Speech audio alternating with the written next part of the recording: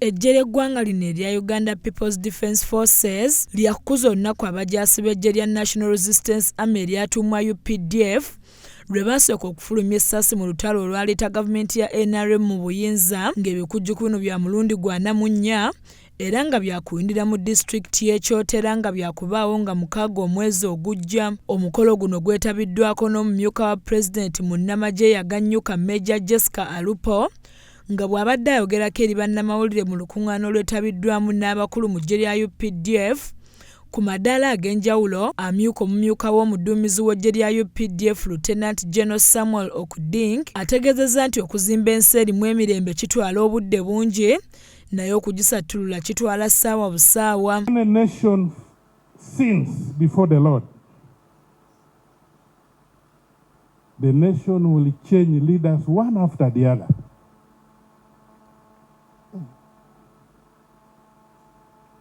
So we don't want to sin before God so that we go back. And Uganda experienced this. 79, those who are of my age, I was a student, but I knew 79 who came. There was a president also of, I think, 3 months, 6 months. Our leaders were in even one of 28 days. Okay, 28. Ono akinogaanyizza nti bo ng'eggye lya UPDF bakugenda mu maaso n'okukuuma bannayuganda n'ebintu byabwe. Ye Major Jessica Alupo ategeezezza nti abantu b'e Masaka bakujjukirwa nnyo olw'obuyambi bwe baawa eggye lya NRA wakati mu lutalo lwe baalimu olw'okuzza emirembe mu ggwanga. For us to reflect on the historical significance of Greater Masaka region in the liberation of our country. The people of Masaka provided support to Fronasa, Chikosi Malum, NRA during the People's Armed Resistance to the bad leadership of Idi Amin and Milton Obote years of ruin and misrule.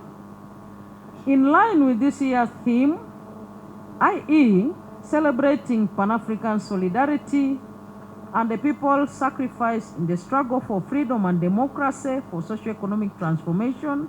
Mu ngeri y'emu ono yeebazizza abajaasi b'eggye lya UPDF olw'okukuuma emirembe wano n'ebweru w'eggwanga, kyokka n'asaba abeetabye ku mukolo guno okulabiranga ddala Muzeeyi Museveni mu kalulu k'omwaka ogujja. Thank the leadership of the UPDF for their thoughtful choice of this theme and the venue for the ultimate Teheresita celebrations.